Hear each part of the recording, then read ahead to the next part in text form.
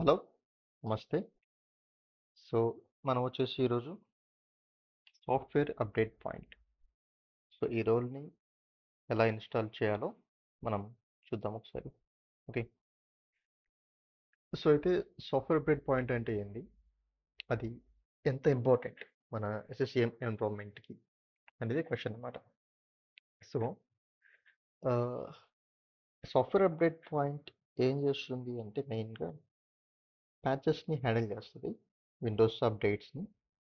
So, Windows updates every Windows డివైస్‌కి monthly Windows వాడు the Microsoft వాడు every second Tuesday of every month. Okay.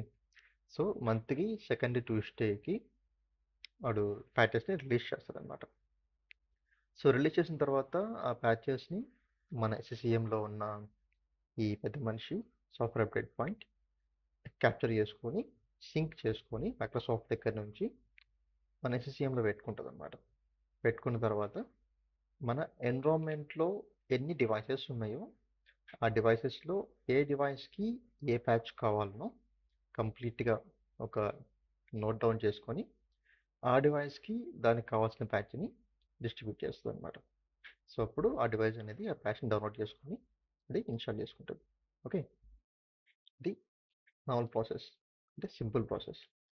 So ఈ patches అనేది ఎందుకు ఇన్స్టాల్ చేయకపోతే ఏమవుతుంది ఏదో క్వశ్చన్. సో ప్యాచ్లు ఇన్స్టాల్ చేయకపోతే ఏం కాదు, కాకపోతే నీ కంప్యూటర్ దొరుకుతుంది అంటే. ఎందుకు దొరుకుతుంది అంటే ఇప్పుడు వీళ్ళు సెక్యూరిటీ అప్డేట్స్ ఇవన్నీ కూడా. సో ఏమన్నా బగ్స్ ఉంటే దాన్ని ఫిక్స్ చేసేసి అప్డేట్ చేస్తారు. ఫర్ ఎగ్జాంపుల్ ఒక ఎగ్జాంపుల్ చూపిస్తా మీకు. I open it in my computer. So ఇది నా personal my window. Okay. My PC computer. ఇది నేను వాడేది విండోస్ 11 24H2. ఓకేనా. ఇది కొత్తగా వచ్చింది, మన అక్టోబర్లో వచ్చింది. సో ఏదో చూద్దామని చెప్పి వేసిన, కానీ వేసిన తర్వాత ఏమైంది, దీంట్లో ఒక చిన్న బగ్ ఉందన్నమాట. సో ఆ పురుగు ఏం చేస్తుందంటే ఇట్లా కొట్టామనుకో 3 డాట్స్ని, అది పైకి వింజుడు.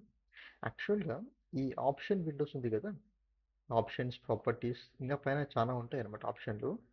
అవి ఇట్లా క్లిక్ చేసిన తర్వాత కిందికి రావాలి.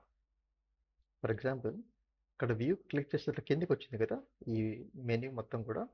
అదేవిధంగా ఇది క్లిక్ చేస్తే కిందికి రావాలి, కానీ ఇది పైకి పోతుంది. పైన ఉందని పైకి పోతుంది అర్థం కావట్లే, కానీ పైకే పోతుంది ఇది. కానీ ఇప్పుడు నేను ఇట్లా మినిమైజ్ చేసినాను అనుకో, పైన పైకి పోతుంది అనమాట. సో ఇట్లా చూసారా, కింద సారీ, ఇక్కడ చాలా ఆప్షన్స్ ఉన్నాయి మనకు. ఓకేనా. ఇవన్నీ మనకు ఇట్లా ఎక్స్పాండ్ చేసుకున్నప్పుడు పైకి పోతే మనకేమైనా ఆప్షన్ కావాలంటే ఎట్లా క్లిక్ చేయాలి దాన్ని, కష్టం కదా. సో ఇది ఒక బగ్ అనమాట. ఓకే. సో ఇది ఒక ఫిక్స్ చేయాలి మైక్రోసాఫ్ట్ వాళ్ళు. సో ప్రతి ఒక్క ఫోరంలో చెప్తున్నారు తొందరగా వస్తుంది ఫిక్స్ అని చెప్పేసి, కానీ ఎప్పుడు వస్తుందో మనకు తెలియాలా. సో ఈ ఫిక్స్ ఎలా వస్తుంది, అది క్వశ్చన్ మార్క్ కదా. సో ఏమొస్తుందంటే every month Tuesday second Tuesday వాడు ప్యాకేజ్ రిలీజ్ చేస్తూ ఉంటాడు. ఆ ప్యాచెస్ మనం ఇన్స్టాల్ చేయడం వల్ల అందులో బగ్ ఫిక్స్ ఉంటుంది కాబట్టి అప్పుడు అది ఇన్స్టాల్ అయిన తర్వాత ఇట్లా క్లిక్ చేసినప్పుడు ఇది పైకి పోకుండా కిందికి పోతుంది అనమాట. ఓకే. అది ప్యాచెస్ ఇన్స్టాలేషన్ యొక్క ఇంపార్టెన్స్, ఒక సింపుల్ ఎగ్జాంపుల్. సో మీకు అర్థమైంది అనుకుంటున్నా క్లియర్గా. So we are going to next slide. So what is software update point? Software update point అనేది ఒక సైట్ సిస్టమ్ రోల్ అనమాట. ఓకే. ఒక నిమిషం, ఇందులో ఉంది. సో ఇది వచ్చేసి ఒక సైట్ సిస్టమ్ రోల్. సో ఏమైంది, it can manage complex task of tracking, applying software updates and to the client computers. Okay. In clients. So ఇందాక చెప్పినట్లు ల్యాప్టాప్లో మన ఎన్విరాన్మెంట్లో ఉన్న డివైస్ అన్నిటిలో కావాల్సిన అప్డేట్స్ అన్ని ట్రాక్ చేసుకొని అప్లై చేస్తుంది అన్నమాట సాఫ్ట్వేర్ అప్డేట్స్ని. Okay. Next, an effective software update point management process is necessary to maintain operational efficiency, to overcome the security issues. Hmm. So security issues main important, and maintain the stability of the network infrastructure. So ఒకవేళ ప్యాకేజ్ని install చేయకపోతే ఎన్విరాన్మెంట్లో, so ఇలా bugs ఉంటాయి కదా మన సిస్టంలో. So hackers ఏం చేస్తారంటే వాళ్ళు చాలా మహానుభావులు. ఎక్కడేం దొరుకుతుందని కాసుకుంటారు అనమాట. సో వాళ్ళ చిన్న బగ్ దొరికిందంటే త్రూ దాని ద్వారా హ్యాక్ చేయడానికి ట్రై చేస్తారనమాట. అప్పుడు ఏమవుతుంది, నీ పర్సనల్ ల్యాప్టాప్ అంటే దాంట్లో ఏమి ఉండవు కాబట్టి హ్యాక్ అయ్యే పెద్ద ప్రాబ్లం ఏం లేదు. అదే ఇట్లాంటి ల్యాప్టాప్ అనుకో, కంపెనీ ల్యాప్టాప్స్ కానీ కంపెనీ సర్వర్స్ కానీ ఒకసారి హ్యాక్ అయినాయి అంటే మొత్తం కంపెనీ విషయాలన్నీ తెలిసిపోతాయి మనకి. కాబట్టి అట్లా సెక్యూరిటీ ఇష్యూస్ ఉంటాయి కాబట్టి ఖచ్చితంగా మనం ఈ ఎంటర్ప్రైజ్ ల్యాప్టాప్స్కి ఎంటర్ప్రైజ్ సిస్టమ్స్ అనేవి కూడా సర్వర్స్ అండ్ క్లయింట్ కంప్యూటర్స్కి మనం ప్యాకేజ్ని ఇన్స్టాల్ చేయాలి. Every month up to date పెట్టాలన్నమాట. ఓకే, అది ఇంపార్టెంట్. సో ఇక్కడైతే మాకు చిన్న బొమ్మ గీసినాం. సో ఇది వచ్చేసి మన MSCM server, okay, console server. So కన్సోల్లో కూడా ఇంప్లిమెంటేషన్ అనమాట. సో ఏమవుతుంది, సో మనం ఎప్పుడైతే ఈ ఎస్యూపిని మనం ఇన్స్టాల్ చేస్తామో, ఎస్యూపి వచ్చేసి మైక్రోసాఫ్ట్ క్లౌడ్కి కనెక్ట్ అయిపోయి ప్యాకేజ్ని గ్యాదర్ చేస్తుంది అన్నమాట. సో ఆ గ్యాదర్ చేసిన ప్యాకేజ్ అన్నీ కూడా ఎస్ఎస్సిఎం సర్వర్లో పెట్టుకుంటుంది. దీని నుంచి మనకు ఎస్క్యూఎల్ డీబీలో స్టోర్ అయితే అంటే ఇన్ఫర్మేషన్ స్టోర్ అయితే ఉంటుంది అనమాట. ఓకే, సో దాని తర్వాత ఏమవుతుంది, మనం ఏం చేస్తామంటే సబ్లో ఉన్న ప్యాకేజ్ అన్నీ కూడా ఒక గ్రూప్ చేస్తాం.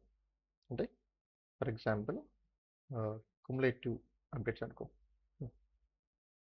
కుములేటివ్ అప్డేట్స్ అన్నీ కూడా ఒక గ్రూప్ చేసుకుని, ఫర్ ఎగ్జాంపుల్ ఒక 20 ప్యాకేజ్ కూడా గ్రూప్ చేసుకుని సాఫ్ట్వేర్ అప్డేట్ పాయింట్ గ్రూప్ అంటాం దాన్ని. ఓకే, ఆ గ్రూప్ చేసుకున్న తర్వాత అందులో మనకు 2 వేస్గా డిప్లాయ్ చేస్తాం ప్యాకేజ్ని డివైస్కి.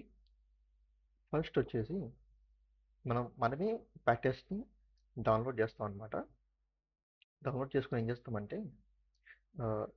అప్డేట్ ప్యాకేజ్ని క్రియేట్ చేస్తాం. ఓకే, అప్డేట్ ప్యాకేజ్ని క్రియేట్ చేసేసి ఈ అప్డేట్ ప్యాకేజ్ని మనం ఏం చేస్తాం, మనం డీపీకి ప్రొవైడ్ చేస్తాం అన్నమాట. ఓకే, సో డీపీకి ప్రొవైడ్ చేస్తాం. సో వన్స్ డీపీకి ప్రొవైడ్ చేసిన తర్వాత ఏమవుతుందో, ఈ డీపీలో మన ప్యాకేజ్ అన్నీ కూడా స్టోర్ అయి ఉంటాయి. సో వన్స్ మనం ఈ క్లయింట్ రిక్వెస్ట్ అంతా అయిన తర్వాత ఇక్కడ ఏం జరుగుతుంది, క్లయింట్ రిక్వెస్ట్. సో మనకు క్లయింట్లో వచ్చేసి ఏముంటుందంటే సాఫ్ట్వేర్ అప్డేట్ సైకిల్ ఉంటుంది అన్నమాట. Software update cycle. సో దీన్ని స్కాన్ సైకిల్ అంటాం. సో పర్టికులర్ టైం ఇస్తాం దానికి.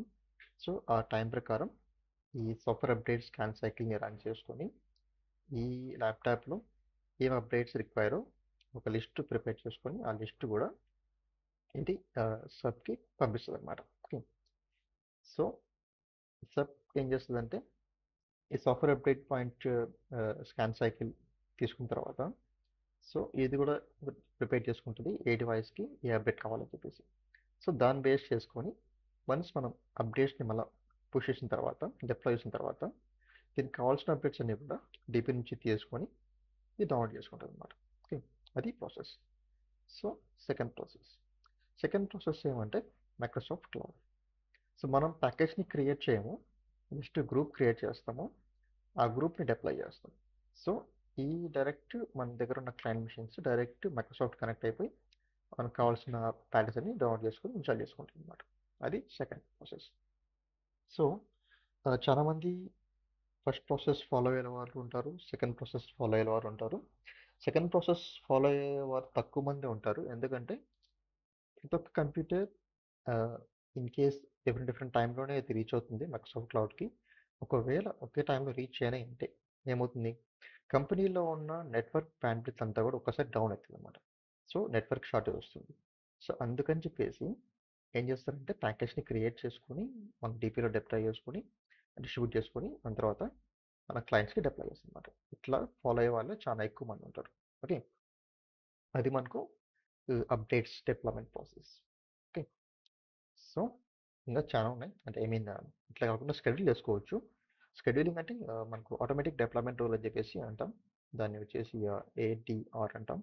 సో చెప్తాం దాని గురించి కూడా ఫ్యూచర్లో. సో ఏడిఆర్ అంటే ఆటోమేటిక్గా ఒక టైం అండ్ డేట్ ఇచ్చేస్తాం.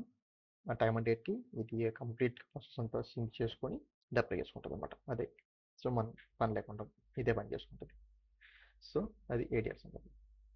సో చూద్దాం దీని తర్వాత అది ఏడిఆర్ ఎలా క్రియేట్ చేయాలి ఇవన్నీ కూడా మళ్ళీ చూద్దాం ఒకసారి. So next scale and science for the software update point. So actual capacity requirement, okay, so అదనేది చేంజ్ అవుతూ ఉంటుంది యాక్చువల్ కెపాసిటీ రిక్వైర్మెంట్ అనేది. సో బేస్డ్ ఆన్ మనకు దగ్గర ఉన్న క్లయింట్ డివైసెస్, మనం ఎన్ని డివైసెస్ని మనం సపోర్ట్ చేస్తున్నాం మన కంపెనీలో అనేది ఒకటి.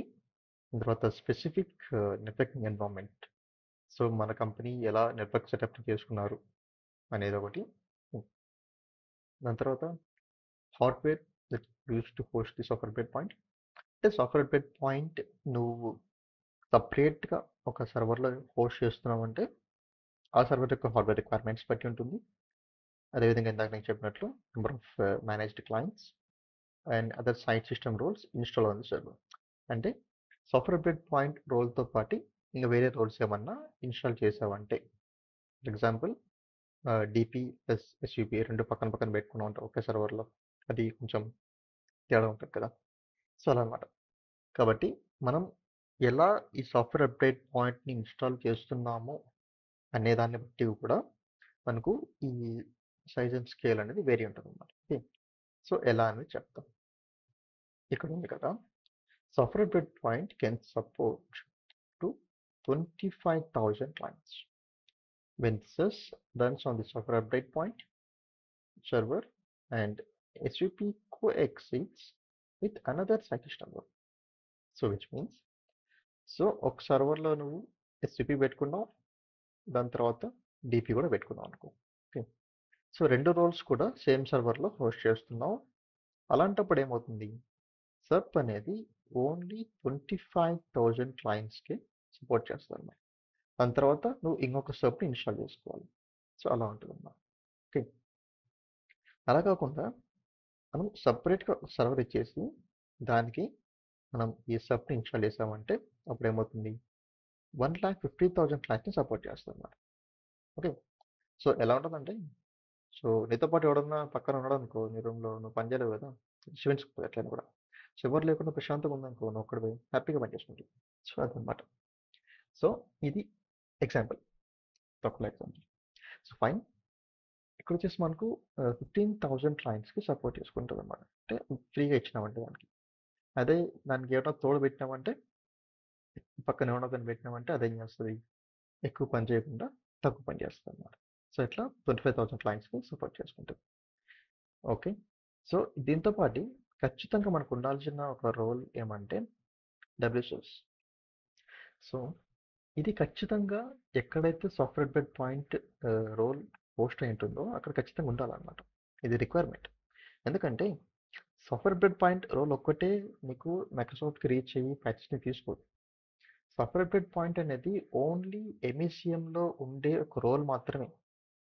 దానికి ఏం పర్మిషన్ లేదు ఇప్పుడు మైక్రోసాఫ్ట్ అడగడానికి.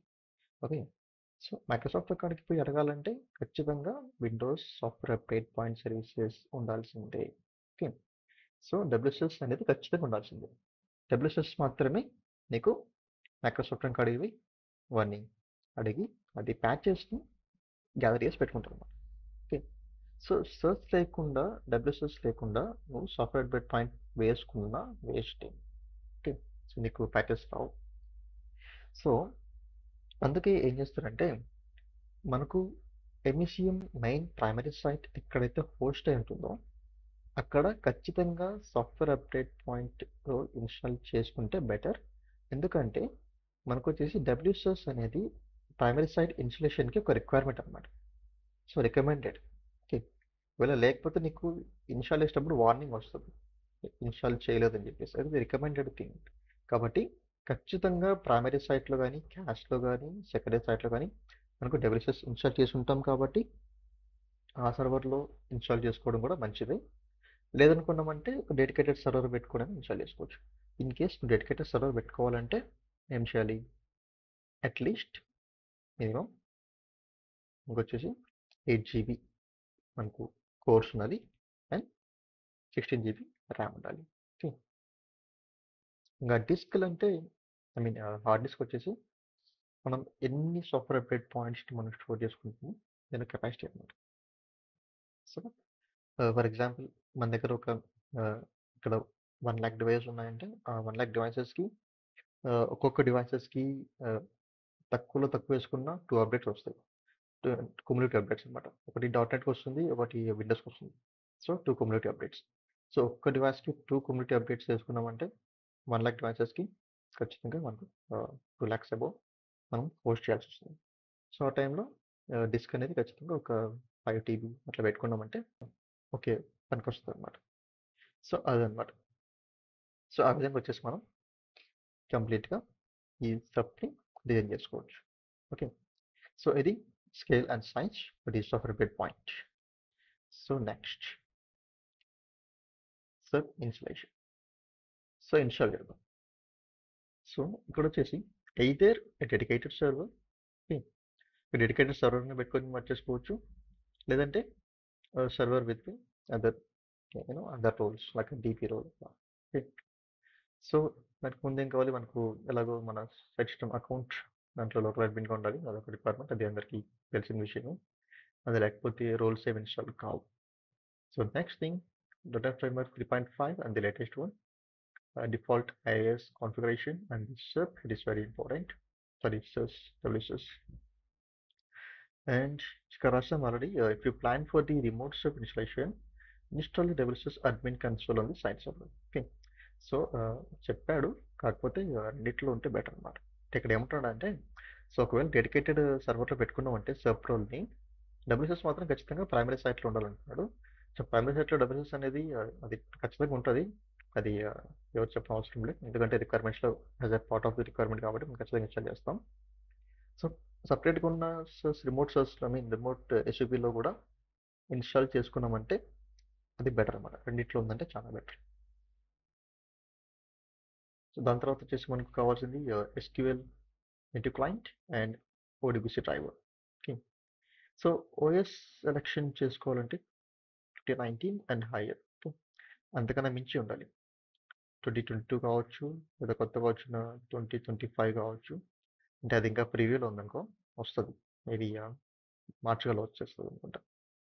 సో నెక్స్ట్ 2016 మనం కావాలంటే వాడుకోవచ్చు. సో ఇవి ఏమంటే ఓఎస్ని బేస్ చేసుకొని డబ్ల్యూసిఎస్ యొక్క వర్షన్స్ ఉంటాయన్నమాట. సో లోయర్ వర్షన్స్ ఉన్నాయంటే మనకు పనికిరాదు. సో హైయర్ వర్షన్స్ ఉన్నాయంటే మనకు ఈజీగా వర్క్ అవుతుంది. కాబట్టి 2019 కన్నా హైయర్ ప్రిఫర్ చేయండి. సో 2022 వేసుకున్నారంటే ఈజీగా ఉంటుంది. ఓకే. సో మనకు ఆల్రెడీ తెలిసింది 2012 R2 మనకి ఇప్పుడు అది అందుబాటులో లేదు. వాడిని పీకే పక్కన పడేసాడు అనమాట. ఎందుకంటే 2012 R2 is very old OS. So not supported right now. So okay fine. ఇది రిక్వైర్మెంట్స్ అనమాట మనకు. ఇప్పుడు వచ్చేసి ports used for communication. So since Windows 2012 by default మనకేమవుతుంది ఈ పోర్ట్స్ యూజ్ చేసుకున్నాయి అనమాట. 8530 అండ్ 8531. సో 8531 for HTTPS and 8530 for HTTP. So by default HTTP అంటే మనకు 80 తీసుకుంటుంది. ఇది వచ్చేసి మనకు 443 తీసుకుంటుంది కదా. ఓకే. కానీ డబ్ల్యూఎస్ఎస్ కోసం సపరేట్గా ఈ 2 పోర్ట్స్ని డిజైన్ చేసుకున్నారు. ఒకటి వచ్చేసి 8530 అండ్ ఒకటి వచ్చేసి 8531. సో ఇంటర్వ్యూస్కి వెళ్ళినప్పుడు ఇది గుర్తుపెట్టుకోండి. ఒకవేళ మీరు ప్యాకేజ్ కూడా నాకు వచ్చు అని చెప్పారంటే ఖచ్చితంగా పోర్ట్ నెంబర్ అడుగుతాడు. పోర్ట్ నెంబర్ తప్పు చెప్పినామంటే మీ ఇష్టం. దానికి వాడు ఏమైనా చేయొచ్చు. సో ఇంకో విషయం చెప్పండి.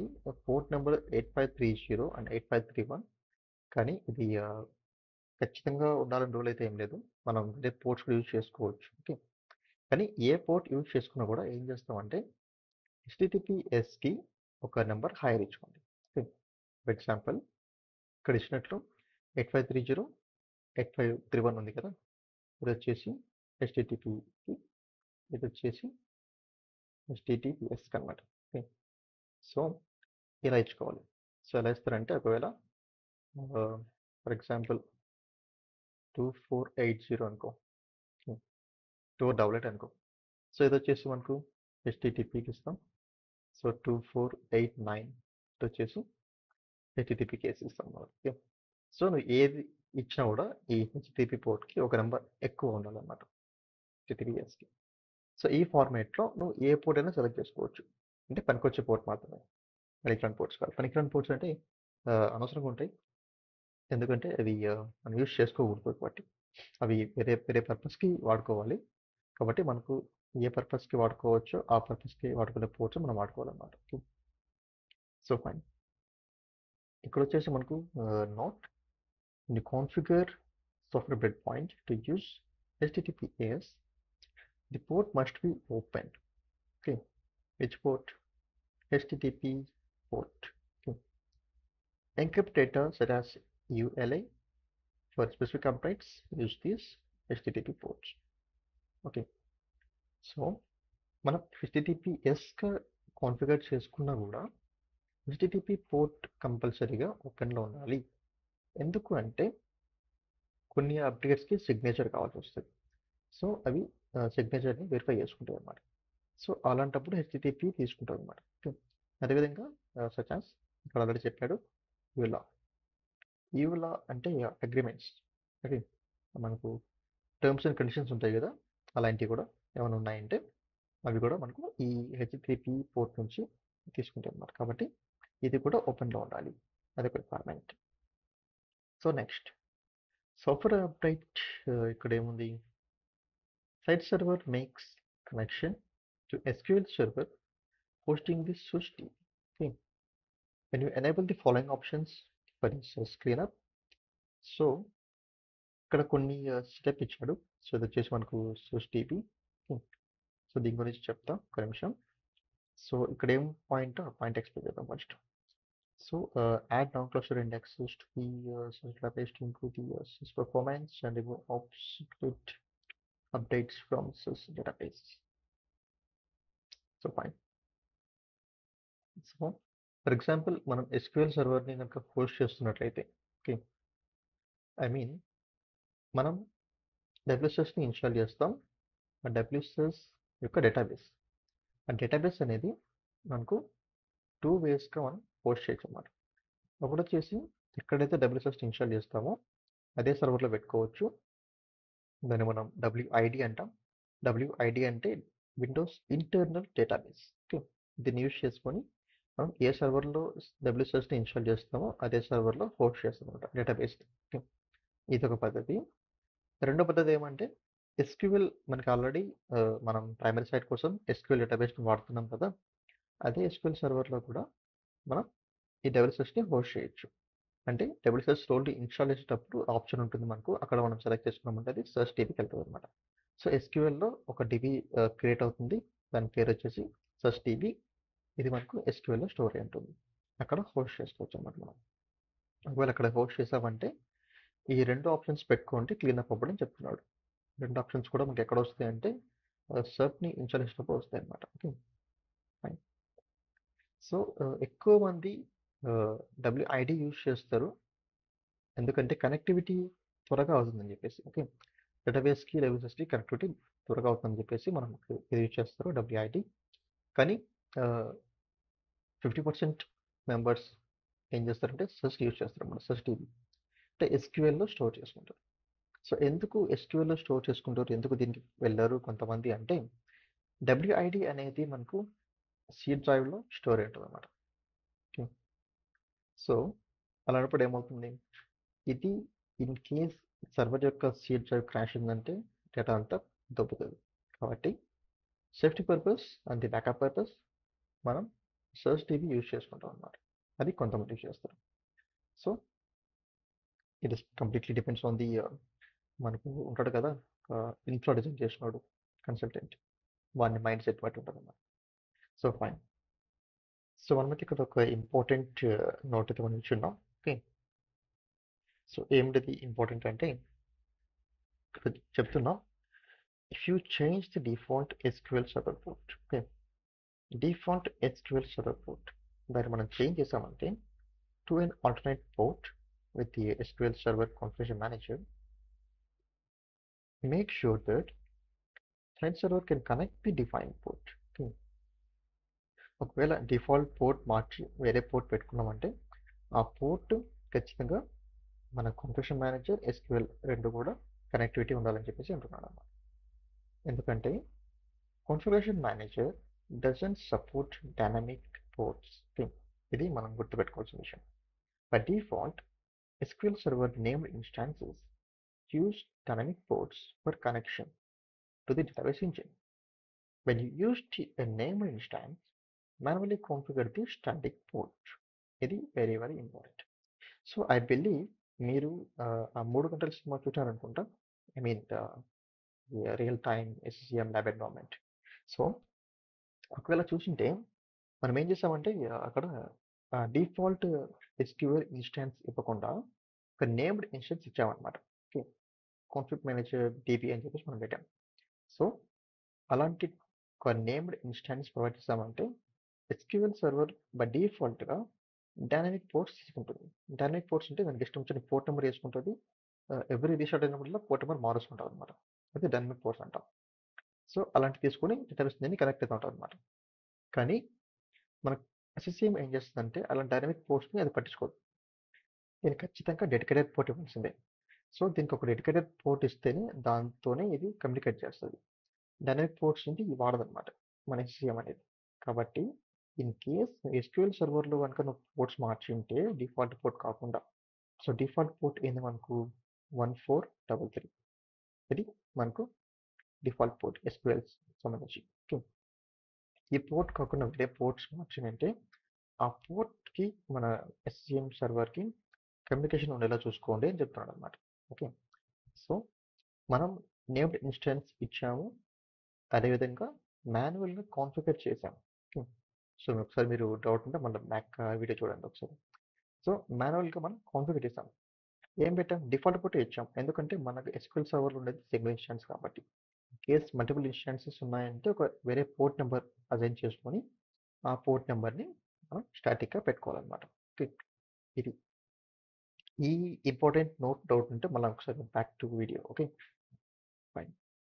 Next, security best practices for software update. So software update వాడడానికి ఒక బెస్ట్ ప్రాక్టీస్ అన్నమాట. ఓకే, బెస్ట్ ప్రాక్టీసెస్ అంటే చాలా మంది వాడి కొన్ని సమస్యలు వచ్చిన తర్వాత దాన్ని రెక్టిఫై చేసుకొని ఒక బెస్ట్ ప్రాక్టీస్ అని చెప్పేసి మనకు ఒకటి ఇస్తారనమాట. దాన్ని మనం వాడుకుంటాం. Best practices. సో ఏంటా బెస్ట్ ప్రాక్టీసెస్ అంటే, సో ఫస్ట్ ఏముంది ఇక్కడ చెప్పాడు కదా, use the following security best practices when you deploy software updates to the clients. క్లయింట్స్కి డిప్లాయ్ చేసినప్పుడు ఇది వాడుకుంటే మంచిది. అంటే ఈ స్టెప్స్ వాడుకుంటే, first, don't change the default permissions on software update package. So package అంటే మనం సాఫ్ట్వేర్ అప్డేట్ ప్యాకేజ్ని క్రియేట్ చేసామంటే ఆ ప్యాకేజ్కి ఉన్న డిఫాల్ట్ పర్మిషన్స్ని చేంజ్ చేయకుండా అలాగే పెట్టాలన్నమాట. సో ఏమిటా పర్మిషన్స్ అంటే, డిఫాల్ట్గా సాఫ్ట్వేర్ అప్డేట్ ప్యాకేజెస్ అనేది ప్యాకేజెస్ అనేది set to allow administration full control. So అడ్మిన్స్కి ఫుల్ కంట్రోల్ ఇచ్చేస్తుంది అండ్ యూజర్స్కి రీడ్ యాక్సెస్ ప్రొవైడ్ చేస్తుంది అన్నమాట. If you change these permissions, it might allow an attacker to add, remove and delete the software updates. Okay, కాబట్టి మనం దాన్ని ఏం చేయకూడదు. ఓకే, సో ప్యాకేజెస్కి పర్మిషన్స్ని ప్రొవైడ్ చేస్తాం. అది ఎలాగనేది మళ్ళీ మనం ఇన్స్టాలేషన్ అయిన తర్వాత, సింక్ అయిన తర్వాత మళ్ళీ చూద్దాం ఒకసారి, ప్యాకేజ్ క్రియేట్ అయిన తర్వాత. ఓకే, సో బై డిఫాల్ట్గా అడ్మిన్స్కి మనకు ఫుల్ రైట్స్ ఉంటాయి. అది కాకుండా ఒక యూజర్ని ప్రొవైడ్ చేసి నువ్వు మార్చుకోవాలనుకున్నామంటే దానికి ఖచ్చితంగా ఫుల్ రైట్స్ ప్రొవైడ్ చేయాలి. అలా లేదంటే కనుక హ్యాకర్కి మనం అప్డేట్స్ని వాడు అంతలో మొత్తం అంతా లేపేసి వాడు నచ్చిన అప్డేట్స్ పెట్టేసి దాంట్లో బగ్స్ పెట్టేసి వాడు హ్యాక్ చేస్తాడు అన్నమాట. ఓకే, అలాంటిది ఏం లేకుండా మనం సెక్యూరిటీగా ఉండాలి. ఇది ఒకటి first point. Second point, control access to the download locations for software updates. So download locations అంటే మీనింగ్ ఏమంటే ఎక్కడి నుంచి నువ్వు డౌన్లోడ్ చేస్తున్నావు సాఫ్ట్వేర్స్ అనేది మెయిన్ ఇంపార్టెంట్ కదా. సో అది కూడా మనకు పర్ఫెక్ట్గా మనం పెట్టుకోవాలన్నమాట. నెట్వర్క్ మనం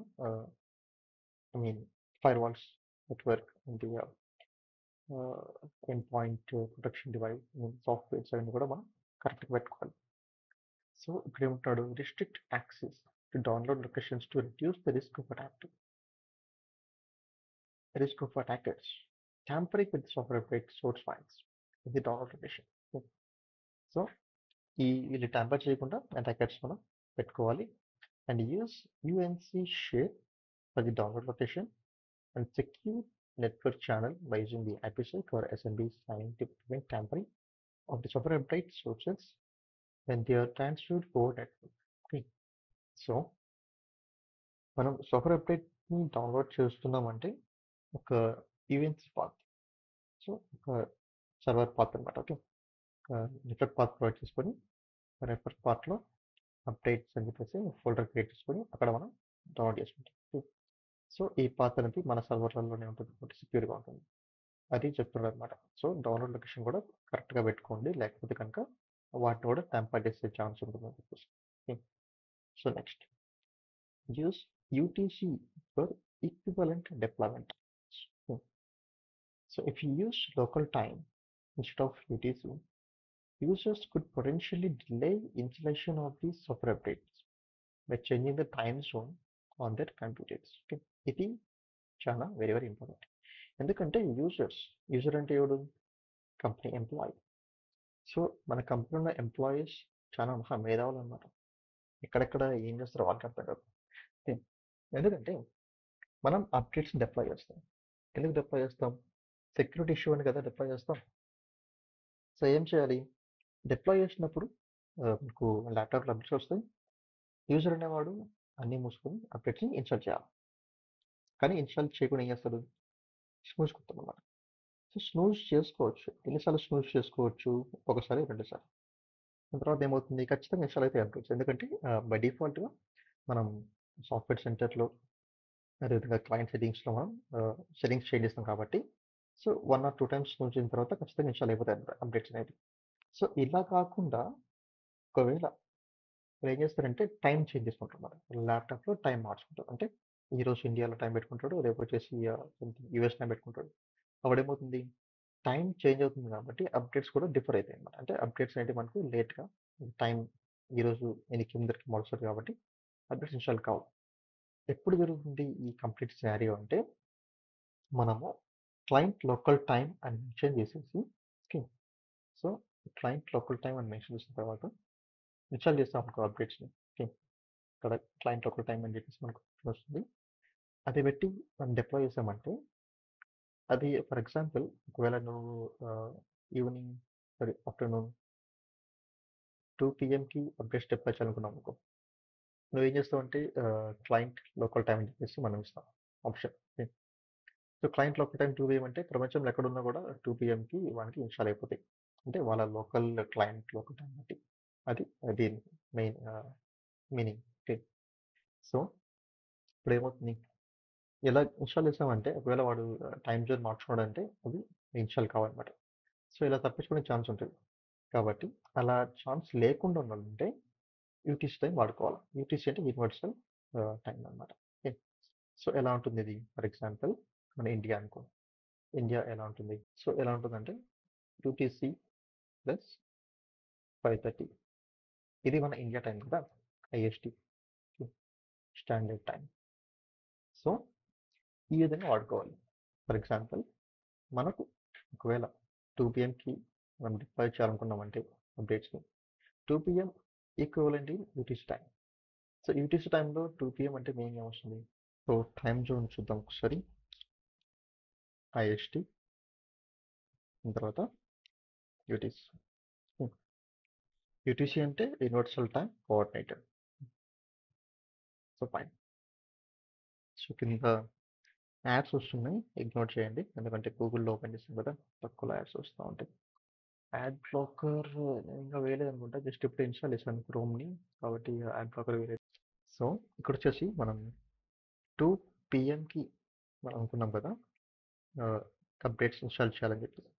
సో 2 PMకి ఇన్స్టాల్ చేయాలి అంటే మనం ఏం చేయాలి? యూటీసీ 8:30 AM పెట్టుకోవాలన్నమాట. ఓకే, సో ఫర్ ఎగ్జాంపుల్ ఈరోజు November 19. సో November 19 2 PMకి నువ్వు ఇన్స్టాల్ చేయాలి అనుకున్నావంటే అప్డేట్స్ని.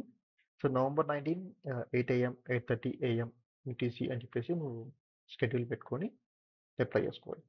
సో అప్పుడు ఏమవుతుంది? సో మనకు మధ్యాహ్నం 2 గంటలకు అప్డేట్స్ అనేది ఇన్స్టాల్ అవుతాయి అన్నమాట. సో ఆ విధంగా. సో ఇది సింపుల్. అంటే మీరు టైం కన్వర్టర్స్ చాలా ఉంటాయి, కానీ సావి టైం ఇది కొంచెం ఈజీగా ఉందని చెప్పేసి ఇట్లా డ్రాగ్ అండ్ డ్రాప్ ఈజీగా ఉంది, సీక్ చేయడానికి ఈజీగా ఉంది, కాబట్టి నేను దీన్ని చూపిస్తున్నాను. సో అంతేగాని ఏదో ఒక కమర్షియల్ యాడ్ అయితే కాదు. Okay, so fine. సో ఇక్కడ వచ్చేసి మనకు 2 PM పెట్టుకోవచ్చు, ఇన్ కేస్ మనం 5 PM పెట్టుకోవచ్చు. ఓకే, ఎందుకంటే after hours. So after active hours అనమాట. సో యాక్టివ్ అవర్స్లో ఇన్స్టాల్ చేయకుండా ఆఫ్టర్ యాక్టివ్ అవర్స్లో ఇన్స్టాల్ చేసుకోవాలనుకున్నప్పుడు సో 8 to 5 అనేది active hours by default.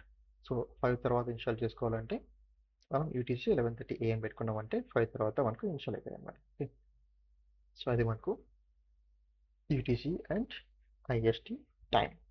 So మనకైతే ఇప్పుడు టైం ఎలా కన్వర్ట్ చేసుకోవాలో తెలిసింది కదా.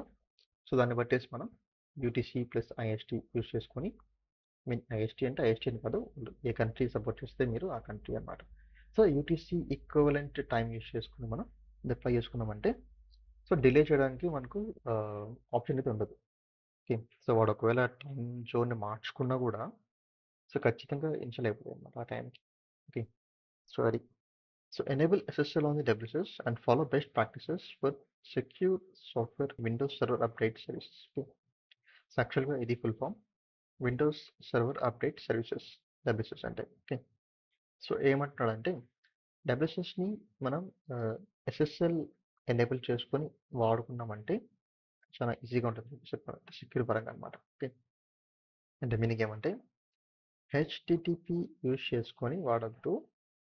ఓకే, హెచ్టిటిపిఎస్ యూజ్ చేసుకొని వాడమని చెప్తున్నారు అనమాట. ఓకే, ఇది వాడు చెప్పేది. So next enable CRL checking. So ఇది మనకు సర్టిఫికేట్ రివొకేషన్ లిస్ట్. సో ఇవన్నీ కూడా మనకు సర్టిఫికేషన్ టీమ్ హ్యాండిల్ చేస్తుంది. So next configure WSS to use custom website. So custom website meaning ఏమంటే ఐఏఎస్ కాన్ఫిగర్ ఇస్తాం కదా, ఒక్కోసారి ఏమవుతుందంటే ఐఏఎస్లో డిఫాల్ట్ వెబ్సైట్లు పడిపోతాయి అనమాట. ఇట్లా వాడకుండా సపరేట్గా మనకు డబ్ల్యూఎస్ఎస్ వెబ్సైట్ అనేది క్రియేట్ అయిపోయి అక్కడ ఉండాలి ఈ డబ్ల్యూఎస్ఎస్ ఫైల్స్ అన్ని కూడా. ఇన్ కేస్ అలా డిఫాల్ట్గా పడినాయి అంటే మీరు ఒక డెడికేటెడ్ వెబ్సైట్ని క్రియేట్ చేసేసి అందులో మీరు పెట్టండి. ఓకే, సో ఇది ఏమని నేను మళ్ళీ చెప్తాను. So okay fine. ఇక్కడ ఏం చెప్పాలంటే when install WSS on software point you have option to use existing IIS default website or create a custom website. Okay, so ఒకవేళ ఆప్షన్ ఉంటే కనుక మీరు కస్టమ్ వెబ్సైట్ సెలెక్ట్ చేసుకోండి. Okay, so fine. So next log reference. So log reference మనం ఏం log check చేసుకుంటాం install చేసిన తర్వాత. ఓకే, సో ఫస్ట్ మనకు సబ్ సెటప్, ఇది మనకు క్రియేట్ అవుతుంది సైట్ సర్వర్లో. ఇది మనకు ఇన్స్టాల్ అయిందా లేదా చెప్తుంది. తర్వాత డబ్ల్యూసిఎం, ఇది మనకు ఏం చెప్తుందంటే మనం పెట్టిన updates categories and translations languages ఇవన్నీ కూడా కరెక్ట్గా ఉన్నాయా లేవా అని చెప్పి చూసుకుంటుంది. డబ్ల్యూసిఎస్ కంట్రోల్, ఇది మనకు కనెక్టివిటీ చూసుకుంటుంది, database connectivity and health of the WCS server. Okay, and WCM manager మనం మన ఎంఎస్సిఎం కన్సోల్లో వచ్చేసి మనకు సింక్ కొట్టినాం అనుకో, సింక్ కరెక్ట్గా ఉందా లేదా సింక్ ప్రాసెస్ని ఇది మనకు చెప్తుంది అన్నమాట. ఇది మనకు కంప్లీట్గా log reference. So this is all about the sub installation theoretically. So నా మనం ప్రాక్టికల్గా చూద్దాం.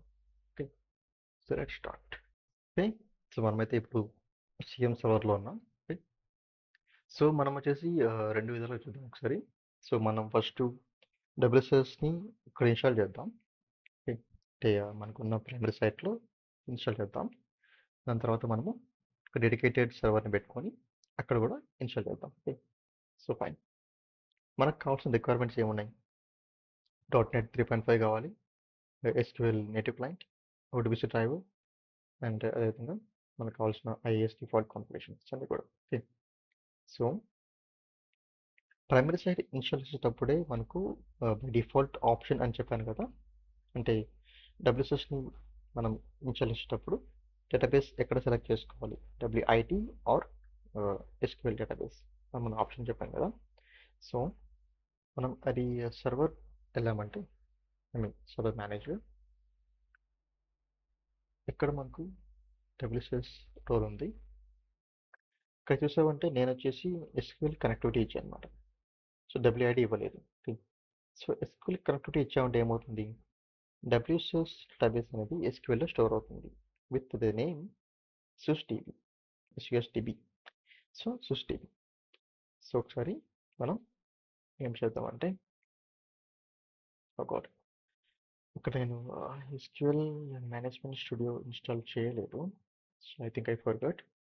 So will directly open the SQL server. Okay, SQL సర్వర్కి రిమోట్ తీసుకుంటున్నాం. SQL server management studio. So దీని ద్వారా మనకు క్వైరీస్ కావాలన్నా మనం క్వైరీస్ని రాసుకుంటాం, ఎగ్జిక్యూట్ చేసుకుంటాం. సో మనకు కావాల్సింది వచ్చేసి .NET ఫ్రేమ్వర్క్ 3.5. సో మనం ఆల్రెడీ ఇన్స్టాల్ చేసి పెట్టాం. Okay, so default IIS configuration, so అది కూడా మనకు ఆల్రెడీ అయిపోయింది.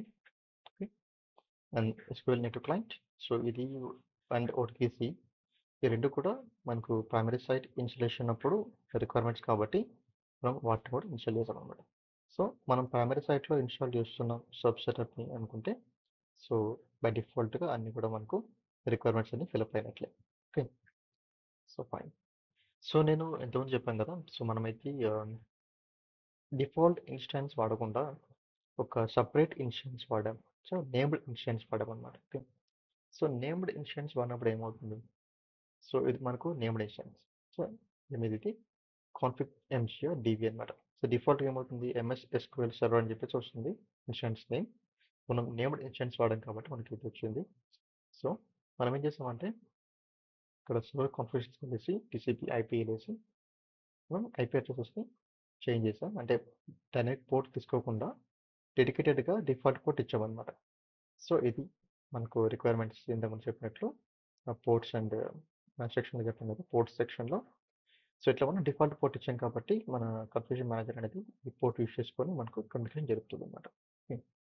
సో మనం చెప్పాం కదా, ఒకవేళ SQL సర్వర్ని హోస్ట్ చేస్తున్నట్లయితే SSDB కోసం మనకు ఇక్కడ ఒక SSDB మనకు క్రియేట్ అవుతుందని చెప్పేసి. సో CM/SLP అనేది మనకు SCM సర్వర్ యొక్క డేటాబేస్, దాని తర్వాత కింద ఉన్నది సర్చ్ డేటాబేస్ అనమాట. ఓకే, సో ఇలా మనకు డేటాబేస్ అనేది స్టోర్ అయి ఉంటుంది. సో ఇన్ కేస్ మనం ఒకవేళ WID వాడామంటే విండోస్ ఇంటర్నల్ డేటాబేస్, ఇది వాడినప్పుడు ఏమవుతుందంటే మనకు వచ్చేసి ఇక్కడ మనకు సిలో విండోస్ ఫోల్డర్లో విండోస్ ఇంటర్నల్ డేటాబేస్ అని చెప్పేసి ఒక ఫోల్డర్ పడుతుంది అనమాట, WID అని చెప్పేసి కూడా WID. సో ఈ డేటాబేస్లో మనకు డేటా ఇక్కడ వచ్చి పడుతుంది. ఇక్కడ మనకు నార్మాలిటీ ఉన్నాయి, ఇక్కడ ఏం పడుతుంది, SSDB పడుతుంది అనమాట. సో SSDB అని చెప్పేసి SSDB డాట్ ఇట్లా MDF సంథింగ్. సో SSDB అని ఇక్కడ పడుతుంది, అది మనకు డిఫరెన్స్ అన్నమాట. Okay, so fine. So DB ఎక్కడ స్టోర్ అవుతుందని చెప్పేసి మీకు క్లియర్గా చెప్పాను కదా, I hope you understand.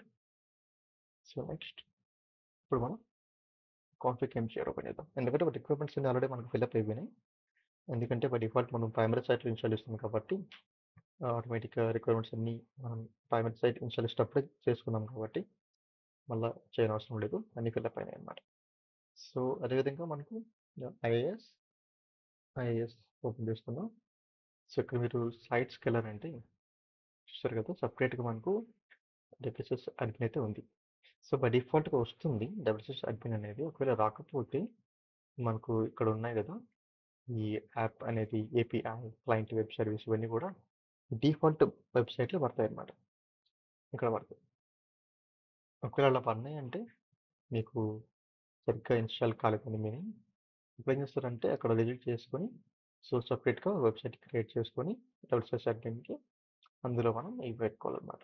Okay, so ఈ వెబ్సైట్ని ఎలా క్రియేట్ చేయాలనేది నేను చెప్పట్లేదు. ఓకే, ఇక్కడ ఉంది కదా, యాడ్ వెబ్సైట్స్ పెట్టుకున్నామంటే మనం క్రియేట్ చేసుకోవచ్చు. సో మీకు ఇంకా డీప్గా తెలుసుకోవాలంటే IAS అడ్మిన్స్కి మీరు కాంటాక్ట్ అయ్యారంటే వాళ్ళు చెప్తారు. Okay, so fine. సో మనకైతే కన్సోల్ ఓపెన్ అయింది. ఓకే, సో మనం ఏం చేస్తామంటే ఇప్పుడు మన సర్వర్లోనే ఇన్స్టాల్ చేస్తాం కాబట్టి సో సైట్ కాన్ఫిగరేషన్ అయిన తర్వాత సైట్ రోల్స్ అండ్ సిస్టమ్స్, ఇక్కడ మనకు CM సర్వరే ఉంది, ఇందులో మనం WSSని ఇన్స్టాల్ చేస్తాం, సారీగా సబ్ని ఇన్స్టాల్ చేస్తాం, SVP. So fine. So right click, add system roles. So ఇది మనకు site system roles installation wizard అనమాట. ఓకే, సో బై డిఫాల్ట్గా ఇవన్నీ ఉంటాయి. ఇన్ కేస్ మీ ఎన్విరాన్మెంట్లో డిఫాల్ట్ అకౌంట్ యూజ్ చేస్తున్నారంటే డెఫినెట్గా యూజ్ ది అకౌంట్. సో నేనైతే అకౌంట్ యూజ్ చేయట్లేదు, డైరెక్ట్ కంప్యూటర్ అకౌంట్ వాడుతున్నా. ఓకే, కంప్యూటర్ అకౌంట్ వాడుకోవచ్చు, లేదంటే ఒక అకౌంట్ అనేది మనం పెట్టుకొని దాన్ని ఏమంటామంటే సైట్ సిస్టమ్ ఇన్స్టలేషన్ అకౌంట్ అంటాం, దాన్ని యూజ్ చేసుకోవచ్చు. Okay, so next, so proxy ఏం లేదు మనకు. నెక్స్ట్ మనం ఇక్కడ సెలెక్ట్ చేసుకోవాలి సాఫ్ట్వేర్ అప్డేట్ పాయింట్. సో చెప్పాం కదా, సాఫ్ట్వేర్ అప్డేట్ పాయింట్ విజువల్ ఇది. సో మనకు వచ్చేసి, సో నేను మినిమైజ్ చేస్తాను బ్యాక్ ఎండ్. సో ఇక్కడ వచ్చేసి ఏముందంటే పోర్ట్స్ ఉన్నాయి. సో బై డిఫాల్ట్గా మనకు ఇంతకుముందు చెప్పినట్లు port number 8530 and port number 8531 use చేసుకోవచ్చు. సో మనకు వద్దనుకున్నామంటే మనకు నచ్చిన పోర్ట్ పెట్టుకొని ఆ పోర్ట్ కన్నా ఒక నెంబర్ ఎక్స్ట్రా మనం ఇక్కడ ఎస్ఎస్ఎల్ పోర్ట్కి ఇవ్వాలన్నమాట. ఓకే, సో ఇవి ఎస్ఎస్ఎల్ వాడాలి అనుకుంటే, విచ్ మీన్స్ సెక్యూర్ లేయర్ వాడుకోవాలనుకున్నామంటే మనకి ఏం కావాలి? ఎస్ఎస్ఎల్ అంటే మీనింగ్ ఏమి? Security, which means certificates. Certificate means PKI certificates. So సర్టిఫికేట్స్ని వాడుకోవాలి అనుకున్నప్పుడు సర్టిఫికేట్స్ని మనం ఇంపోర్ట్ చేసుకోవాలి కదా, దట్స్ మైన్ ఇంపార్టెంట్. సో మనకి ఏం కావాలి? సర్టిఫికేట్స్ కావాలంటే certlm.msc certificate manager. So certificates, personal certificates. So already WCS and HTTPS PK certificate ఒకటి ఇచ్చాను. ఓకే, సో మనం దీన్ని యూజ్ చేసుకోవచ్చు అనమాట. సో సర్టిఫికేట్ని తీసుకొని ఏం చేయాలి? సర్టిఫికేట్ని అంటే ఈ సర్టిఫికేట్ని మనము ఐఏఎస్లో కాన్ఫిగర్ చేయాలన్నమాట. అప్పుడు ఏమవుతుంది?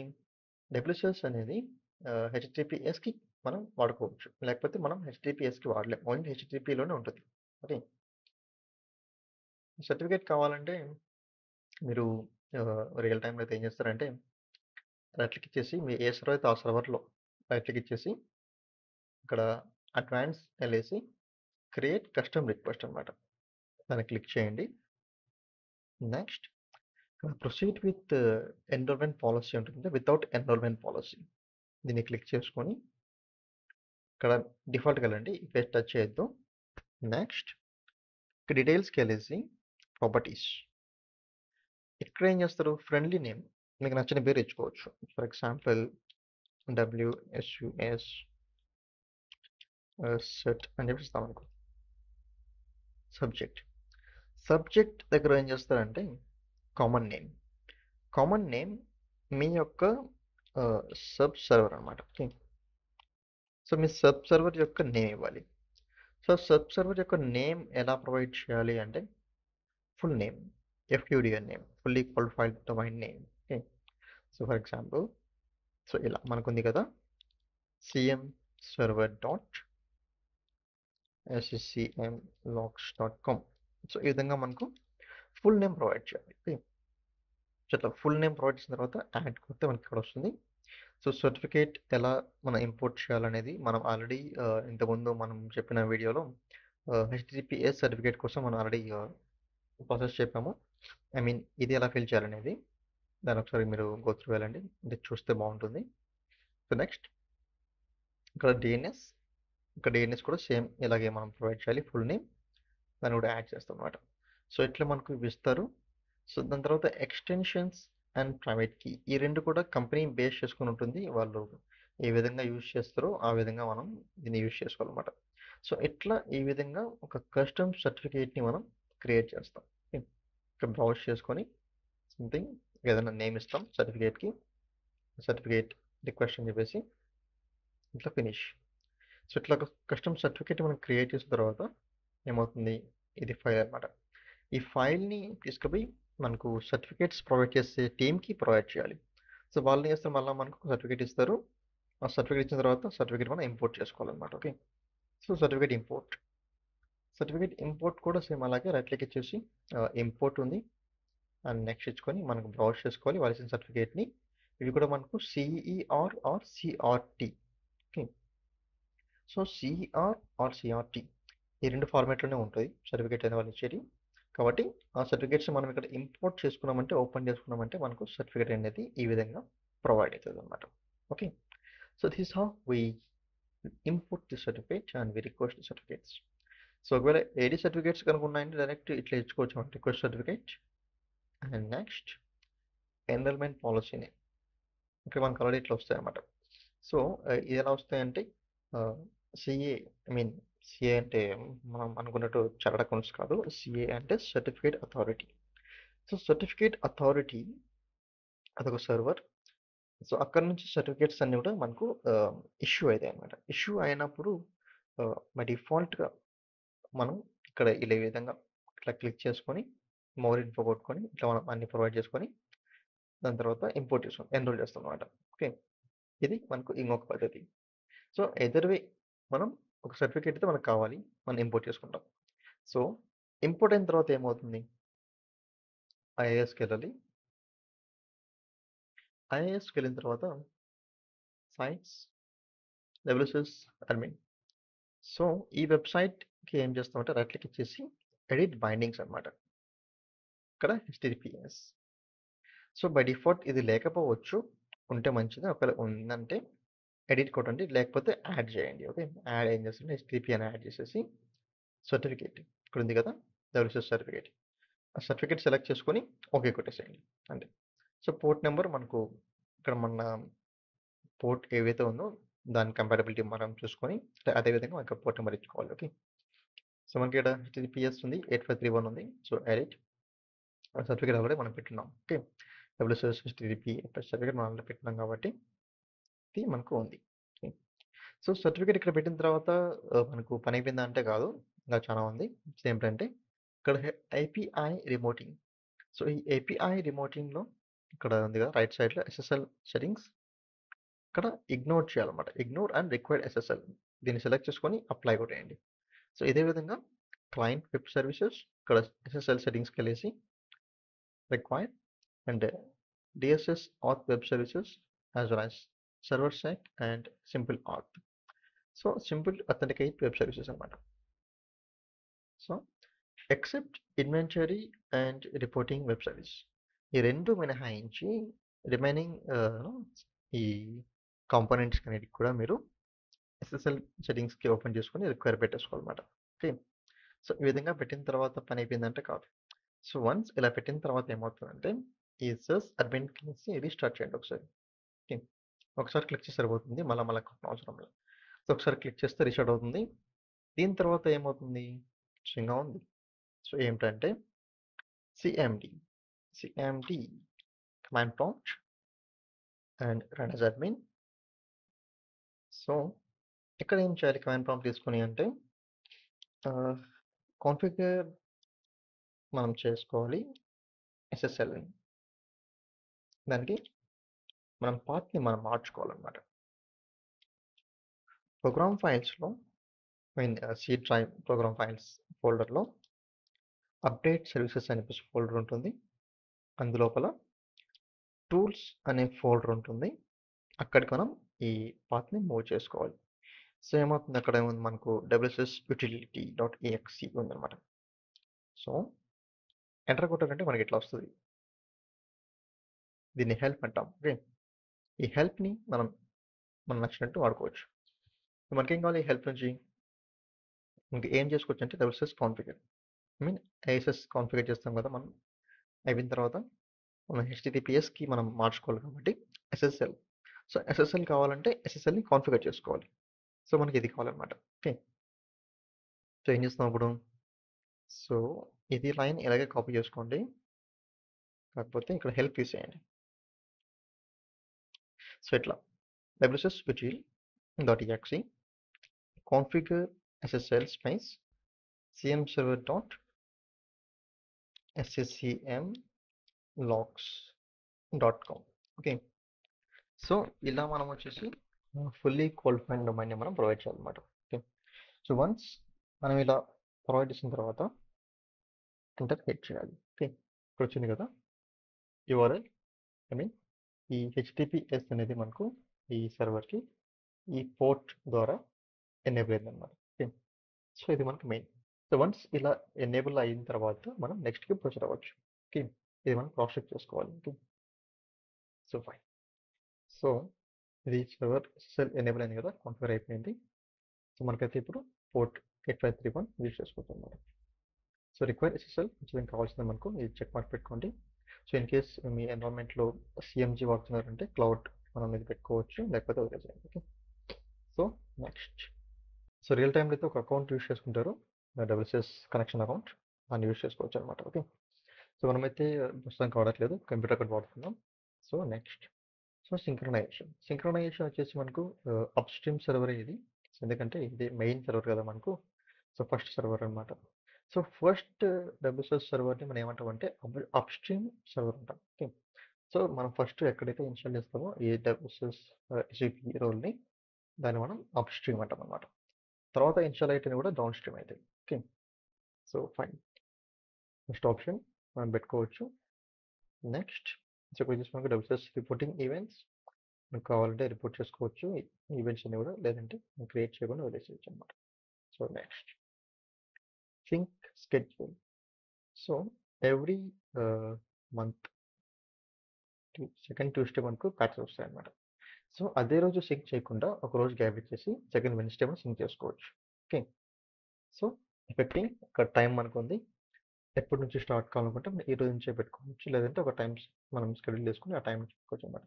For example, so next month 11th choose the next month second Wednesday అనమాట. ఓకే, సెకండ్ వెడ్నెస్డే మనకు వచ్చేసి 12 AM. ఓకే, సో 12 AM నుంచి మనకు ఈ సింక్ అనేది స్టార్ట్ అవుతుంది అనమాట. ఓకే, సో ఇప్పుడు ఆ టైం వచ్చిన తర్వాతే సింక్ అనేది స్టార్ట్ అవుతుంది. ఓకే, సో ముందే డిఫాల్ట్గా ఆటోమేటికల్గా స్టార్ట్ కాదు. ఒకవేళ ముందే కావాలంటే నువ్వు మాన్యువల్గా స్టార్ట్ చేసుకోవాలి. సో మనమైతే షెడ్యూల్ చేసాం. సో నెక్స్ట్ మనకు ఎక్స్పైరీ. సో సూపర్ సెట్టింగ్స్ అనమాట. సో సూపర్ సెట్టింగ్స్ అంటే మీనింగ్ ఏమంటే, సో ఆల్రెడీ ఇంతకుముందు మంత్లో ఉన్న అప్డేట్స్ కూడా మనకు కావాలి అనుకుంటే మనం పెట్టుకోవచ్చు, వద్దనుకున్నామంటే మనం దాన్ని రిమూవ్ చేసుకోవచ్చు. అదేవిధంగా ఈ మెయిన్ ఈరోజు ఒక అప్డేట్ వచ్చింది అనుకో, ఫర్ ఎగ్జాంపుల్ అప్డేట్ ఇచ్చాడు, ఆ అప్డేట్లో కూడా ఏమైనా బగ్స్ ఉన్నాయి, దాన్ని ఏం చేస్తాడు మళ్ళీ ఫిక్స్ చేసేసి వెంటనే అప్డేట్ ఇచ్చాడు అనమాట, రిమైనింగ్ అప్డేట్ ఇచ్చాడు. సో అప్పుడు ఏమవుతుంది, ఈ పాత అప్డేట్ వెళ్ళిపోవాలి కదా. సో పాత అప్డేట్ అనేది మనకు సూపర్ షీట్ అవుతుంది అనమాట. సో పాత అప్డేట్ ప్లేస్లో కొత్త అప్డేట్ అనేది మనకు వస్తుంది. అలాంటి టైంలో అలాంటి అప్డేట్స్ ఏమైనా ఉన్నాయంటే ఆటోమేటిక్గా ఎక్స్పైర్ అయ్యమని చెప్తాం అనమాట. అలా వద్దనుకున్నామంటే ఒక టైం పెట్టుకోవచ్చు 6 months, దాని ప్రకారం మనం మార్చుకోవచ్చు అనమాట. సో ఇంకో విధంగా కూడా చెప్పొచ్చు, ఈ 6 months వరకు మనకు పాస్ట్ 6 months, ఈ మంత్ నుంచి బ్యాక్ టు 6 months వరకు మన అప్డేట్స్ అన్ని కూడా మనకు కన్సోల్లో సింక్ అవుతాయి. అంతకుమించి ఉన్నాయంటే అవి కూడా మనకి వెళ్ళిపోతాయి అనమాట. ఓకే, సో ఎక్స్పైర్ అయిన అప్డేట్స్ మనకు లాస్ట్ మంత్ అప్డేట్స్ ఇవన్నీ కూడా మనకు వదిలించుకోవచ్చు. సో కాబట్టి దానికోసం మనం టైం పెట్టుకుంటాం, 6 months or 2 months or 5 months. దాని ప్రకారం ఇవి సింక్ అవుతూ ఉంటాయి అనమాట. Okay, so next. Already requirement ఒకటి చెప్పాం కదా మనం, ఒకసారి రిక్వైర్మెంట్ ఒకటి చూద్దాం. సో మనం ఇక్కడ ఏం చెప్పాం, పోర్ట్స్ దగ్గర. సో ఒకవేళ టీవీ SQL సర్వర్లో హోస్ట్ ఏంటంటే ఏం చేయను, క్లీనప్ టైం దగ్గర మనం చెప్పాం కదా, add non cluster indexes and remove absolute updates, ఈ రెండు పెట్టుకోవాలని చెప్పేసి. సో మనం SQL సర్వర్లో యూజ్ చేస్తున్నాం కాబట్టి WSS టీవీని మనమైతే ఈ రెండు పెట్టుకోవాలి. ఓకే, సో ఇదనమాట. So add non cluster and remove absolute updates. So ఈ రెండు కూడా మనం పెట్టుకుంటున్నాం. ఓకే, సో దాని తర్వాత ఏముంది, first option decline expiry updates. So expire అయిన అప్డేట్స్ని మనం వద్దు అనుకున్నామంటే మనం ఈ ఆప్షన్ పెట్టుకోవాలన్నమాట. అప్పుడు ఏమవుతుంది, ఎక్స్పైర్ అయిన అప్డేట్స్ మనకు కనబడవన్నమాట. ఓన్లీ మనకు అవైలబుల్ ఉన్న అప్డేట్స్ మాత్రమే మనకు సింక్ చేసుకుంటుంది. ఎందుకంటే ప్రతిదీ సింక్ చేస్తే మనకు డేటా అనేది ఎక్కువ తీసుకుంటుంది, డేటాబేస్ కూడా ఎక్కువ తీసుకుంటుంది కదా. సో మనకు అనవసరంగా మనం సింక్ చేసుకోవడం ఎందుకు, కాబట్టి అవసరమైతే సింక్ చేసుకుంటాం. దానికోసం అని చెప్పేసి మనం ఈ డిక్లైన్ ఆప్షన్ పెట్టుకుంటాం అనమాట. Okay, next. ఇవి డిఫాల్ట్ టైం. సో టైమ్స్ మార్చొద్దు, ఇలాగ ఉండించండి. So next. So update files.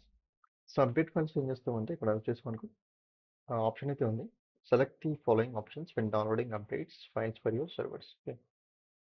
ఇక్కడ ఆప్షన్ మనకి ఇచ్చాడు 2 options, download full files for all upload updates and వచ్చేసి నెక్స్ట్ దాంతోపాటు ఎక్స్ప్రెస్ ఇన్స్టాలేషన్ ఫైల్స్ కూడా మనకు డౌన్లోడ్ చేయమని చెప్పేసి ఆప్షన్ ఉంది. సో మీ ఎన్విరాన్మెంట్లో ఏది సూటబుల్లో దాన్ని సెలెక్ట్ చేసుకొని సో నెక్స్ట్ క్లిక్ చేసుకోండి. సో క్లాసిఫికేషన్స్, సో మనకు ఏ రకమైన అప్డేట్స్ కావాలి అనేది ఇక్కడ క్లాసిఫికేషన్ అనమాట. సో క్లాసిఫికేషన్స్లో ఏం చేస్తారంటే critical updates, security updates and update rollers, updates. So ఇది ఇట్లా లాస్ట్ క్లిక్ చేసినప్పుడు ఇట్లా వస్తుంది పాపప్, దీన్ని ఇగ్నోర్ చేయండి ఎందుకంటే ఇది వెరీ ఓల్డ్ అనమాట. సో ఇక్కడ ఏముందంటే before enable the upgrades must install develops hotfix. So ఇది ఓల్డ్ సర్వర్కి 12 సర్వర్ అనమాట. సో మనకైతే అవసరం లేదు మనకి. సో ఇట్లా మనం క్రిటికల్ సెక్యూరిటీ ఈ అప్డేట్స్ పెట్టుకుంటాం. ఇది బై డిఫాల్ట్గా చాలా మంది పెట్టుకునేది. సో ఇన్ కేస్ వేరే అప్డేట్స్ కూడా కావాలనుకున్నామంటే ఫీచర్ ప్యాక్స్, డిఫైన్ అప్డేట్స్లో అలాంటివి మొత్తం సెలెక్ట్ చేసుకోవచ్చు అనమాట. మనకి ఏం కావాలో మొత్తం అనేది సెలెక్ట్ చేసుకొని పెట్టుకుంటాం. Okay, all or not. So ఇది. సో నేనైతే రికమెండ్ చేసేది ఏమంటే ఎప్పుడు కూడా ఫస్ట్ టైం మీరు ఇన్స్టాల్ చేస్తున్నారంటే ఏం సెలెక్ట్ చేసుకోవద్దు, ఎంటీ వదిలేసేయండి, ఏం సెలెక్ట్ చేయొద్దు. ఎందుకంటే ఇప్పుడు ఈ కన్సోల్ విజర్డ్లో ఇట్లా ఉన్నాయి మనకు, ఎన్ని ఉన్నాయి ఇక్కడ 1 2 3 4 5 6 7 8 9 ఉన్నాయి. Okay, so in case classifications increase అయినాయి అనుకో, మేబీ హెడ్ అయి ఉంటాయి కొత్తగా, సో మనకు తెలియదు. మనం ఇవి పెట్టుకోవడం కన్నా మనకు ఏమున్నాయో తెలుసుకుంటే బెటర్ కదా. కాబట్టి నువ్వేం చేస్తావంటే ఇనిషియల్గా ఫస్ట్ టైం చేసేటప్పుడు ఏం సెలెక్ట్ చేయొద్దు, నేను చెప్పే విషయం నా మాట వింటే మంచిదే. సో ఏం సెలెక్ట్ చేయకుండా నెక్స్ట్ వెళ్ళిపోండి. ప్రోడక్ట్స్ కూడా ఏం సెలెక్ట్ చేయొద్దు. ప్రోడక్ట్స్ అంటే మన ఎన్విరాన్మెంట్లో మనం ఏమైతే ప్రోడక్ట్స్ యూస్ చేసుకుంటామో ఆ ప్రోడక్ట్స్ అనమాట. ఓకే, సో ప్రోడక్ట్స్ అంటే మనకు విండోస్ కంప్యూటర్, అలాగే మనకు ఎక్స్చేంజ్, బింగ్, దాని తర్వాత server like SQL server. So మనం వాడే ప్రోడక్ట్స్కి అప్డేట్స్ కోసం, ఫర్ ఎగ్జాంపుల్ ఎస్క్యూఎల్ సర్వర్కి అప్డేట్ కావాలనుకున్నాం అనుకో, దానికి ఫీచర్ ప్యాక్. విండోస్కి అప్డేట్స్ కావాలంటే విండోస్ 10 అలా ఉన్నాయన్నమాట. సో మీరు గమనించారంటే విండోస్ 10 ఒక్కటే ఉంది. ఓకే, దాని తర్వాత ఏం లేదు, విండోస్ 11 లేదు. ఓకే, సో నాకు విండోస్ 11 కావాలా, విండోస్ 10 వద్దు, ఎందుకంటే నేను విండోస్ 11 కాన్ఫిగర్ చేసుకుంటాను. సో అప్పుడు ఏమవుతుంది, సో ఇన్ కేస్ మీ ఎన్విరాన్మెంట్లో కూడా విండోస్ 11 డివైస్లు ఉన్నాయనుకో, 10 లేవు. సో ఇప్పుడు నీకు 10 కూడా కానొస్తుంది, 11 కనపడదు, అప్పుడు ఏం చేస్తాం. కాబట్టి మనం నెక్స్ట్ టైం సింక్ అయినప్పుడు మళ్ళీ వస్తాయి అన్నీ కూడా. సో ఇప్పుడు మనం ఏం చేయాలి, 2 సార్లు సింక్ చేయాల్సి వస్తుంది. సో అలా లేకుండా ఫస్ట్ టైం ఏం చేస్తారంటే మీరు ఏం సెలెక్ట్ చేయకండి, ఏం సెలెక్ట్ చేయకుండా ఎంటీగా వదిలేసేయండి. సో ఎంటీకి వదిలేసినప్పుడు ఏమవుతుందంటే ఫస్ట్ టైం అది సింక్ చేయదు అప్డేట్స్ని. ఎంటీకి ఉంది కదా, దానికి ఏం చెప్పలేదు కదా సింక్ చేయమని చెప్పేసి. కాబట్టి దానికి సింక్ చేయమని ఏం చెప్పట్లేదు, ఎంటీగా పెట్టాం కాబట్టి అది ఏం సింక్ చేయకుండా జస్ట్ కేటగిరీస్ని సింక్ చేసుకుంటుంది, ప్రోడక్ట్ని సింక్ చేసుకుంటుంది. ఓకే, సో కొత్తగా ఏ ప్రోడక్ట్స్ అయితే సపోర్ట్ చేస్తున్నాడో మైక్రోసాఫ్ట్ వాడు ఆ ప్రోడక్ట్ని ఇది సింక్ చేసుకుంటుంది అనమాట. సో కొత్తగా మనకు కోపైలట్ వచ్చింది. సో కోపైలట్ యొక్క అప్డేట్స్ కూడా వాడు పెట్టాడు అనుకో, ఈ అప్డేట్స్లో అది మనకి యాడ్ అవుతుంది అన్నమాట. ఇక్కడ కోపైలట్ అని చెప్పేసి యాడ్ అవుతుంది. ఓకే, సో ఆ విధంగా మనకు వస్తాయి. బై డిఫాల్ట్గా ఇవి ఉన్నాయి మనకి, ఇక్కడ విండోస్ 11 లేదు. మనం సింక్ చేస్తామంటే ఇవి సింక్ అయిన తర్వాత మనకి విండోస్ 11 వస్తుంది. ఓకే, సో ఫస్ట్ టైం అయితే ఏం సెలెక్ట్ చేసుకోవద్దు. So next languages. సో మీ ఎన్విరాన్మెంట్లో ఏం లాంగ్వేజెస్ వాడుతున్నారు, సో మీరు ఏ కంట్రీస్కి సపోర్ట్ చేస్తున్నారు ఆ లాంగ్వేజ్ని కూడా మీరు సెలెక్ట్ చేసుకొని నెక్స్ట్ వెళ్ళిపోండి. సమరీ, మనకు సమరీ ఇది.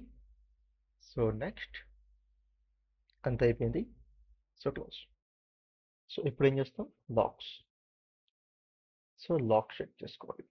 ప్రోగ్రామ్ ఫైల్స్, మనకు లాక్స్ లొకేషన్కి వెళ్ళండి, దీన్ని పిన్ చేసుకుంటున్నాం.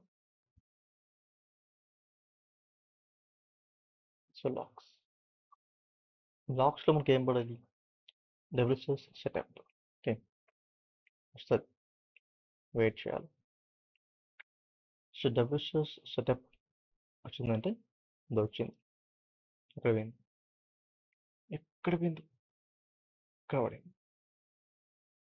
So WCS setup. ఏం చెప్తున్నాడు? Successfully installed. ఓకే. సో, మనకు డబ్ల్యూసీఎస్ అనేది ఇన్‌స్టాల్ అయింది సక్సెస్‌ఫుల్‌గా. సో, నో ఇష్యూస్ అన్నమాట. ఓకే. దాంతో పాటు డబ్ల్యూసీఎం ఇందులో కూడా ఇష్యూ అయితే ఏం లేదు. ఇగ్నోర్ చేయొచ్చు. Simple warning. దాని తర్వాత డబ్ల్యూసీఎస్ కంట్రోల్. ఇక్కడ కూడా ఏ ఇష్యూ అయితే ఏం లేదు. Successfully connected to local server. So, close. So, ఏం ప్రాబ్లం లేకుండా మనకు సర్ప్ అనేది సాఫ్ట్వేర్ బిట్ పాయింట్ ఇన్‌స్టాల్ అయింది అనమాట. Okay. So, fine. So, software bit point install అయింది. అయిన తర్వాత మనకి ఏమవుతుంది? ఇదొక్కటే మనకు మెయిన్ కాదు కదా! సో, దీని తర్వాత చాలా చేసుకోవాలి. ఓకే. సో, ఆఫ్టర్ ఇన్‌స్టాలేషన్ అనమాట. So, after installation of this software bit point మనం ఏం చేయాలి అంటే ఇక్కడ నుంచి ఐకాన్ ఇంకా అయితే సింక్ కాలేదనమాట. సో, సింక్ అయితే మనకి ఇక్కడ సింక్ స్టేటస్ అని తెలుస్తుంది. ఓకే. సో, సింక్ చేసుకోవాలంటే ఏం చేయాలి? సాఫ్ట్వేర్ అప్డేట్‌కి వెళ్ళేసి software update point software updates sync updates ఇది క్లిక్ చేసుకోవాలన్నమాట. ఓకే. ఇది క్లిక్ చేసిన తర్వాత ఏమవుతుందంటే మనకు సాఫ్ట్వేర్ అప్డేట్ అనేది సింక్ అవుతాయి అనమాట. ఓకే. ఆ సింక్రనైజేషన్ అంతా కూడా సెకండ్ పార్ట్ చూద్దాం. ఓకే. సో, పార్ట్ 1 ఇంతటితో సమాప్తం.